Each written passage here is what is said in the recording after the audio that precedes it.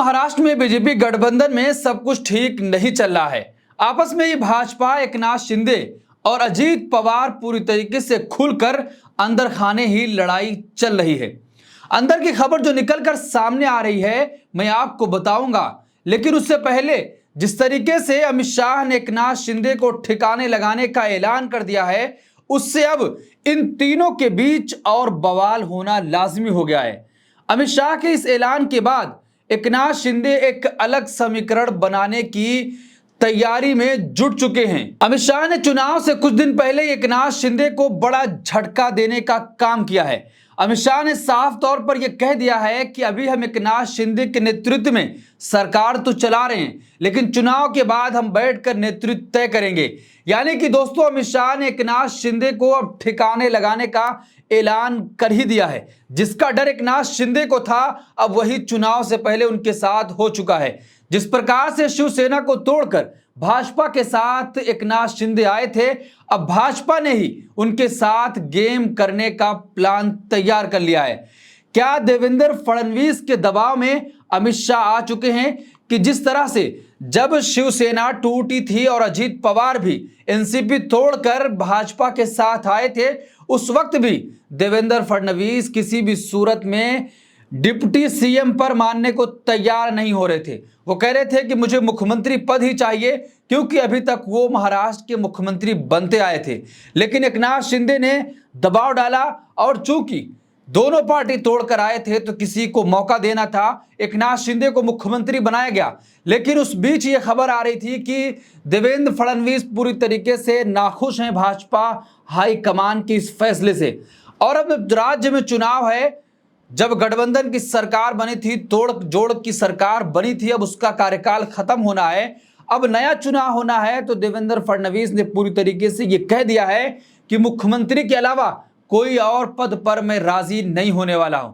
इसीलिए चुनाव से कुछ ही दिन पहले, अब कुछ ही दिन बाकी हैं, और अमित शाह का ये ऐलान कि हम नेतृत्व बाद में तय करेंगे कि कौन हमारा मुख्यमंत्री होगा, किसको हम मुख्यमंत्री बनाएंगे। जिसके बाद से अजीत पवार और एकनाथ शिंदे गुट में पूरी तरीके से घमासान मच चुका है, और जो अलग समीकरण बनाने की तैयारी में एकनाथ शिंदे और अजीत पवार जुट चुके हैं, यह कहीं ना कहीं पूरी भाजपा को परेशानी में डालने वाला है। पहले हम देखते हैं कि अमित शाह ने क्या कुछ कहा है, और महाराष्ट्र चुनाव को लेकर जो बड़ी एक खबर सामने आ रही है निकलकर, जिससे एकनाथ शिंदे, अजीत पवार और देवेंद्र फडणवीस में अब अंदरूनी खाने जंग और भी तेज हो सकती है। एकनाथ शिंदे या कोई और, महायुति से कौन बनेगा मुख्यमंत्री, अमित शाह ने दे दिया जवाब। भाजपा ने 20 नवंबर को होने वाले महाराष्ट्र विधानसभा चुनाव के लिए रविवार को अपना संकल्प पत्र जारी किया। केंद्रीय गृह मंत्री अमित शाह ने डिप्टी सीएम देवेंद्र फडणवीस की मौजूदगी में पार्टी का घोषणा पत्र, संकल्प पत्र जारी किया। इसमें किसानों, महिलाओं और युवाओं के बड़े वादे किए गए हैं। इस दौरान बीजेपी के वरिष्ठ नेता अमित शाह ने सत्तारूढ़ महायुति के सीएम चेहरे को लेकर बड़ी टिप्पणी की है। उन्होंने विश्वास जताया है कि महायुति पूर्ण बहुमत के साथ सत्ता में लौटेगी, और कहा कि मुख्यमंत्री पद पर फैसला नतीजों के बाद लिया जाएगा। तो साफ तौर पर जिस बात का डर एकनाथ शिंदे को था कि मुख्यमंत्री मुझे नहीं बनाया जाएगा, अब वही जब चुनाव में कुछ दिन बाकी हैं, अमित शाह का ये ऐलान करना कि हम उसके बाद तय करेंगे कि मुख्यमंत्री राज्य का कौन होगा, तो साफ तौर पर एकनाथ शिंदे को अब मुश्किल में डालने वाला ये ऐलान अमित शाह का है। तो अब एकनाथ शिंदे और अजीत पवार पूरी तरीके से भाजपा के साथ गेम करने की तैयारी में जुट चुके हैं। इससे पहले जिस तरीके से सीटों को लेकर आपसी घमासान मचा था, कई ऐसी सीटें हैं जहां पर एक दूसरे के खिलाफ ही गठबंधन में रहने के बावजूद भी प्रत्याशी एक दूसरे के सामने लड़ रहे हैं, और कुछ ऐसी सीटें हैं जहां पर भाजपा ने एकनाथ शिंदे के प्रत्याशी को समर्थन न देकर राज ठाकरे के प्रत्याशी को समर्थन दिया है। तो इस बात से भी एकनाथ शिंदे नाराज थे कि आखिर जब गठबंधन हुआ है तो गठबंधन को पूरी तरीके से बनाना भी चाहिए और उस पर पूरी तरीके से उतरना भी चाहिए। लेकिन भाजपा पहले दिन से ही एकनाथ शिंदे के साथ गेम करने की तैयारी में जुटी थी, और अब जब चुनाव में कुछ ही दिन बाकी हैं तो अमित शाह ने ऐलान कर दिया है कि हम मुख्यमंत्री कौन होगा फैसले के बाद ये तय करेंगे बैठकर। एकनाथ शिंदे ही नहीं हो सकते हैं, कोई और भी हो सकता है। क्या देवेंद्र फडणवीस के दबाव में अमित शाह आ चुके हैं, पूरी भाजपा उनके दबाव में आ चुकी है। आपको याद होगा कि जिस तरीके से अजीत पवार ने एनसीपी तोड़कर जब भाजपा के साथ आए थे तो रातों रात सुबह होते ही जब शपथ ली थी, टाइम भी देवेंद्र फडणवीस ये कह रहे थे कि मैं किसी भी सूरत में डिप्टी सीएम नहीं बन सकता हूं, लेकिन भाजपा हाईकमान ने अजीत पवार को मुख्यमंत्री बनाया और डिप्टी सीएम देवेंद्र फडणवीस को बनना पड़ा। उस वक्त भी नाराज थे, लेकिन उसके बाद जब दूसरी बार सत्ता उनके पास आने का बारी आई तो उस वक्त भी उनको डिप्टी सीएम बनाया गया, नाराज थे। और आगे अमित शाह ने क्या कुछ कहा है हम आपको भी बताएंगे। उन्होंने कहा कि अभी एकनाथ शिंदे मुख्यमंत्री हैं, चुनाव के बाद गठबंधन के तीनों साझेदार मुख्यमंत्री पद पर फैसला लेंगे। उन्होंने कहा कि शिवसेना और एनसीपी दो धड़ों में इसलिए बटी क्योंकि उद्धव ठाकरे ने एकनाथ शिंदे के बजाय अपने बेटे को तरजीह दी और शरद पवार ने अजीत पवार के बजाय अपनी बेटी को तरजीह दी, जबकि बीजेपी परिवार आधारित राजनीति के खिलाफ है। अब हम इस बात पर भी चर्चा कर लेते हैं कि आखिर भाजपा मुख्यमंत्री फेस को लेकर इतनी परेशान क्यों है और इतना घमासान उनके बीच क्यों मचा हुआ है।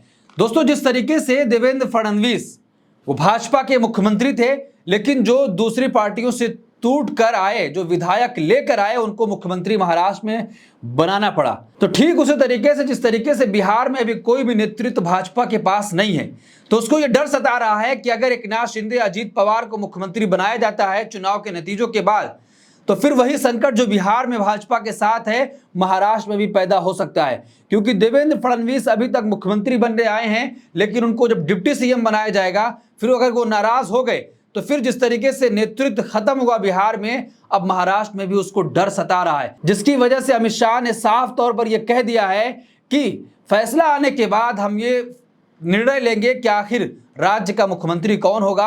अभी तो हम एकनाथ शिंदे ही हमारे मुख्यमंत्री हैं, लेकिन चुनाव के नतीजों के बाद हम बैठकर फैसला लेंगे कि कौन मुख्यमंत्री बनेगा। वहीं दूसरी ओर अजीत पवार भी पूरी फिराक में है कि अगर उनको 35 से 40 सीटें मिल जाती हैं तो वो पूरी तरीके से भाजपा के साथ गेम बिगाड़ सकते हैं। तो दूसरी तरफ अजीत पवार हैं जो पूरी तरीके से इस इरादे में बैठे हैं कि अगर उनको 35 से 40 सीटें मिल जाती हैं तो वो भाजपा के खिलाफ भी गेम करने की तैयारी में है।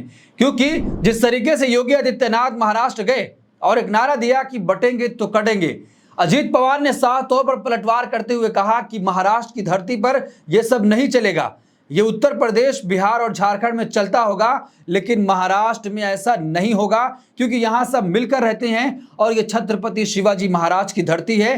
तो यहाँ पर ऐसा बिल्कुल नहीं हो सकता है। जो नेता ऐसा बयान दे रहे हैं वो अपने राज्य में जाएं और वहां ऐसा बयान दे, यहाँ पर यह बयान कभी भी कबूल नहीं हो सकता है। प्रधानमंत्री नरेंद्र मोदी भी कह रहे हैं एक रहेंगे तो सेफ रहेंगे।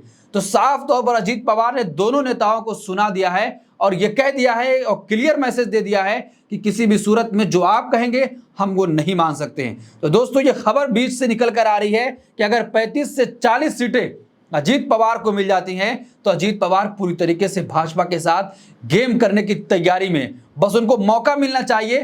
तो अब एकनाथ शिंदे के साथ जिस तरीके से अमित शाह ने ये ऐलान कर दिया है कि अभी तो हमारे मुख्यमंत्री हैं, लेकिन चुनाव के बाद कौन होगा यह हम बैठकर फैसला लेंगे। तो एकनाथ शिंदे भी अब पूरी तरीके से अलग समीकरण बनाने की तैयारी में जुट गए हैं। तो दोस्तों, जिस तरीके से महायुति गठबंधन में पहले दिन से घमासान मचा था और अब अमित शाह के ऐलान के बाद और भी घमासान मचना जरूरी है। एकनाथ शिंदे जो चाहते हैं कि मैं ही मुख्यमंत्री बनूं, लेकिन देवेंद्र फडणवीस चाहते हैं कि मैं मुख्यमंत्री बनूं, अजीत पवार चाहते हैं कि मैं मुख्यमंत्री बनूं। तो ऐसे में जब तीनों नेता मुख्यमंत्री पद चाह रहे हैं तो फिर तीनों एक दूसरे के खिलाफ चुनाव लड़ रहे हैं, तो इससे महायुति गठबंधन को काफी नुकसान होता हुआ दिखाई दे रहा है। और महाविकास अघाड़ी जो साफ तौर पर अडानी मामले को लेकर सत्ता पक्ष पर हमलावर है और कह रहा है कि धारावी प्रोजेक्ट पूरी तरीके से छीन लिया जाएगा। उद्धव ठाकरे ने ऐलान कर दिया अगर सत्ता में आ जाएंगे तो अडानी से वो जमीन लेकर हम मुंबई वासियों को देंगे। इस पूरे मामले पर आप क्या सोचते हैं, आपकी क्या राय है? जिस तरीके से लगातार महायुति में घमासान मचा हुआ था, लेकिन अब मुख्यमंत्री पद को लेकर जिस तरीके से अमित शाह ने ऐलान किया है, उसके बाद अब तो और बवाल मचना तय माना जा रहा है। आपकी क्या राय? कमेंट बॉक्स अपनी राय जरूर दें और ऐसी तमाम खबरों के लिए देखते रहिए देश नीति। धन्यवाद।